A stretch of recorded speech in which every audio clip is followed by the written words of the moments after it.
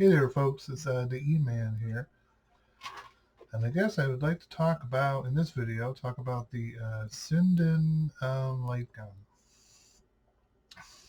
I remember, I think it was like a kind of a I think it was kind of a Kickstarter at one point, and people wanted to develop a light gun that would work on modern LCD displays. Yes. Well, I will say, unlike a lot of these other type of guns, there's a retro shooters out in the Pandora box that has ROMs and emulators on them and stuff, and everything's kind of set up. The sinden light gun is good, but it does require, well, the gun itself, it requires software on your computer. The gun itself is not where the biggest issue is. The biggest issue is setting this up on emulators. Definitely considers, how powerful your computer is or whatever. I've figured out how to get this to work on DuckStation on my mini computer. For some odd reason, my gaming computer, I can't get it right. I think I figured out that part of it is that the monitor that I use in this part of my room is up against I have some of the ceiling there that must have reflected light, and I think there's like a dead zone for this gun. So these guns are very picky about the lighting in your room and whatnot. So I mean, it's not the best thing in the world. My hand cramps up when I fire it.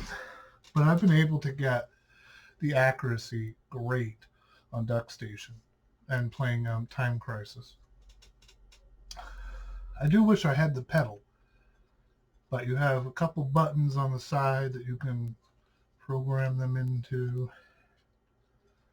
Now,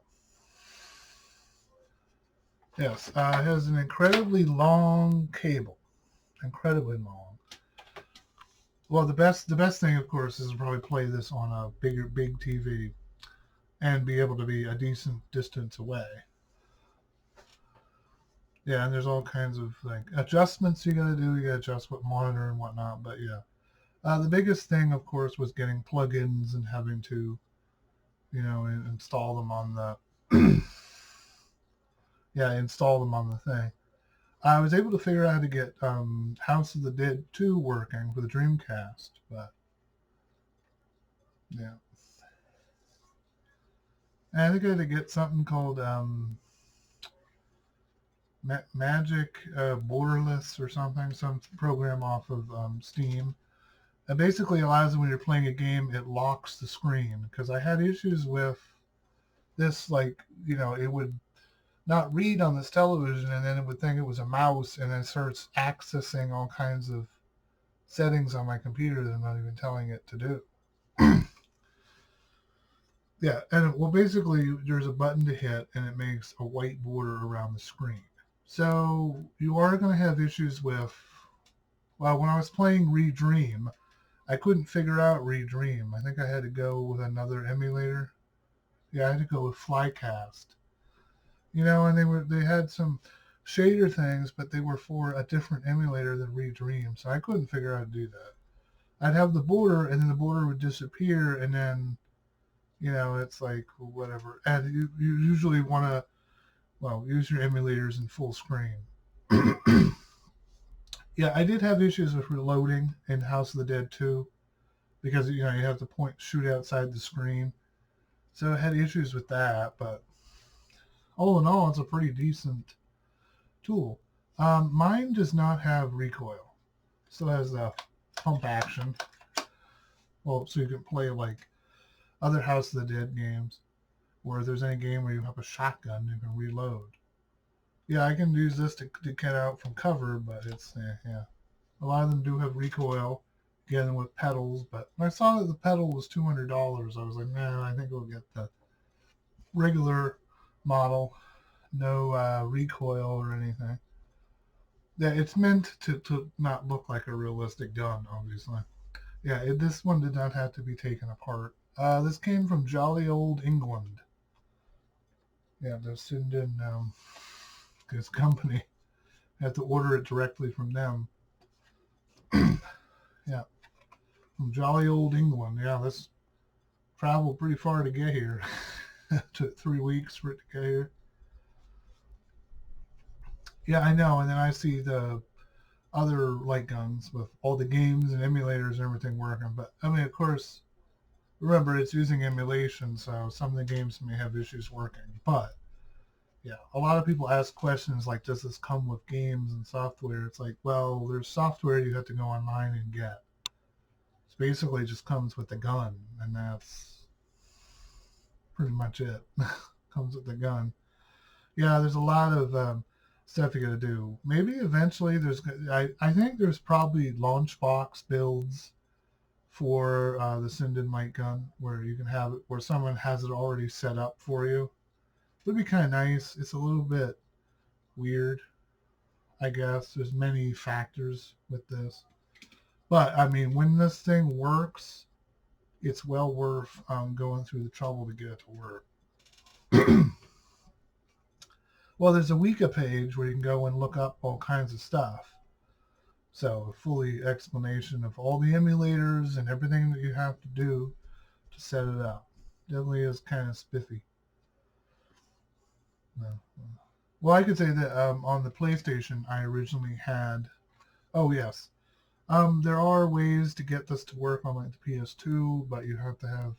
I thought you could just use a USB, but I guess you have to kind of figure that out to get it to work on the PlayStation 2. I guess you have to have some kind of thing, or well, you could use this on the Raspberry Pi and other things. A lot of emulators, like especially on Launchbox, because you can get this to work on RetroArch and everything. But remember, it's going to take some time to do. I was rather frustrated at first,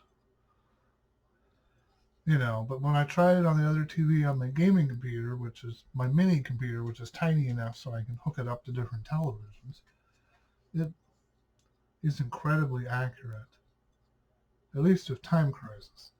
Yeah, every shooting game has different mechanics. Time Crisis had the behind the cover thing that kind of reloads you and protects you. There's a lot of other shooters like House of the Dead where you have to shoot outside the screen to reload. That can be a little problematic. As I've said, a lot of times the sinden light gun gets picked up as a mouse. So sometimes your cursor will go outside the screen and all of a sudden you're loading all these things that you didn't even mean to. I think I have an icon on my desktop I can't get rid of because of something I did hitting buttons. Well, the trigger's not rough or anything. My hand kind of has cramped up a couple times. But as you can see, there's a camera in there, and you see how the light reflects off it? That's always an issue when you're using it. Yeah, I don't mean to point the gun at you, but yeah, it's not loaded. It's kind of spiffy, a little rough on the top, but it's a spiffy thing. Yeah, that little piece of plastic orange thing, and it just comes off. I guess it's supposed to illustrate that it's not a real gun. Oh yes, originally on the PlayStation, I had a Desert Eagle green light gun that looked like a real gun. I don't think you can legally get those anymore, but it was cool. It had recoil and everything for the original PlayStation. I was playing like Time Crisis 1. I already, as you see that orange thing back there, that's the light gun for the PS2. So I already have that one. It's the GunCon 2. I guess a lot of this uses software like the GunCon or whatnot, but a lot of times, a lot of things, emulators read this as like kind of like, think of this as kind of like a mouse and a camera. So essentially you have to go into your settings, make sure that all apps can use your camera and that you have permission for your camera to be activated. And you've got to set your mouse settings and stuff so that you can get the best look at this. Yes, in order to alignment. Like there'll be a screen that comes up and you can like just physically point the gun, and click it in like different, like up and down, left and right, and you can like alignment, not really calibration, really just alignment. And you got to like tell it what size your television is so it has a sense. And I usually played it sitting down, which is probably not another issue. I think the best way to play this is on a big screen after you get the emulation figured out. Yeah, and if you have a mini gaming computer, you can, of course, a more portable uh, thing for this. But yeah, all in all, it's a relatively good thing. I would say it's not like the best in the universe, but it's good for what it is. It does do what it's supposed to do. Oh yes, there is a game on Steam called Dead Containment, I believe, and it supports light guns. But be warned, you kind of probably need a more powerful computer. My mini computer wasn't really playing it very well. It was kind of some delay and some slowness. Well, it's basically like, a bunch of zombies come at you, you just blast them. It's not really anything super sophisticated. Yeah, I've seen videos, tons of people using this, but I mean, it could just be something with my computer set up. Something with my computer set up. It might just be what it is, but I did figure out how to get this to work with the original Time Crisis, which is kind of a challenging game. I haven't really been able to beat it yet, but I'm sure I'll get to it at some point. Yeah, I think there was Time Crisis Project Titan, which was another one. Then there was the Point Blank games. Yeah, right now you're kind of stuck with emulators. I mean, I've seen people that have hooked this up to the PS2, but you have to have a special hookup and whatnot. Maybe eventually they'll fix that. Yeah, the biggest gripe I have, of course, with hand cramping up, but it's also that the software doesn't really install on the computer. It's much like an emulator. You got to click on it, but you got to make sure it's on and you have the motor on before you turn on the emulator and the settings. And as I've said, the lighting in your room can really be a big thing. So a lot of times you want to be able to have a television that's not up against the wall. Make sure you don't have any blind spots on it. Well, I've had issues where I would be playing this and sometimes it wouldn't read as working, so confusing, but I think I figured that problem out. Yeah, and even though this comes from England, it works perfectly on my computer. I would hope maybe if they had other models that would eventually, like, you could buy a special model to hook up to a television. I mean, a lot of emulators are pretty good, but I mean, you have to deal with the fact that you have to really read it up on it and do what you're supposed to do with it. Isn't it? Well, that's my thoughts on the Sinden light gun. Like and subscribe. Yeah, there doesn't seem to be any issue with getting these. It just can take a while to get one since it's in the UK. Yeah, it's like the Royal Mail Service stickers and whatnot. Yeah, essentially all it came in a box. No software, it just came in a box with styrofoam to protect it. Some spiffy box.